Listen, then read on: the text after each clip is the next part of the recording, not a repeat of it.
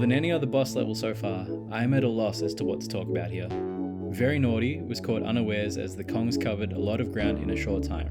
Master Necky's episode was all about the various inhabitants of the island taking sides. Bumblebee Rumble discussed, well, a lot of things, but it mostly revolved around the premise that the island is bigger than just the Kongs and Kremlings, and that their actions have consequences. But what does Really Naughty bring to the table?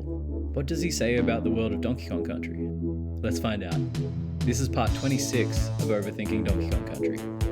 Gameplay wise, it's business as usual. Same basic idea as Very Naughty, only with the occasional high jump thrown in. Really Naughty's a bit faster as well. That's all there is to it, but that's not it for the video. What's the most noticeable difference between the two bosses? The colours. If you remember back in the Temple Tempest video, we discussed the idea that there are two divergent species of Naughty, with the blue being the common variant and the red being specifically bred by the ancient Kremlings to drive the millstones. Really Naughty clearly belongs to the latter group, but what does that tell us about anything? You could make the argument that the red are significantly stronger than the blue, and having Really Naughty guard this checkpoint means that by now, the Kremlings are pulling out all the stops to prevent the Kongs from entering their territory. And as we've covered before, we're literally one level away from their home turf.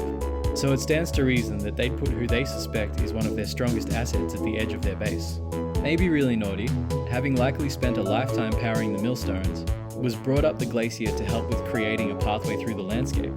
The real answer is the devs just wanted to save time and money. And that's fine.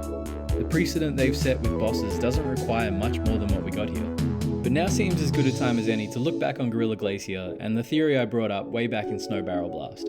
The more I think about it, the more I feel like I'm onto something. Even looking at the map of Gorilla Glacier, there doesn't seem to be any visible way through. So the idea that the Kongs, following the trail of bananas, found themselves a bit turned around and lost here starts to make a bit more sense.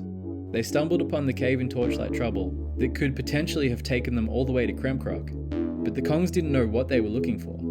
Sure, you can see the refinery from the sea, but how often would the Kongs get that perspective on their own home? From Congo Jungle, they would have gone years without even knowing the Kremlings were there. So instead of cutting through Torchlight Trouble, they followed the bananas over Rope Bridge Rumble and ended up here. Alright, that about does it for Really Naughty Rampage. Bit of a weird one, even by my standards, and frankly, a bit of an anticlimax. But what are you gonna do? Thanks for watching, I love you all, and I'll see you in Kremkrok Industries.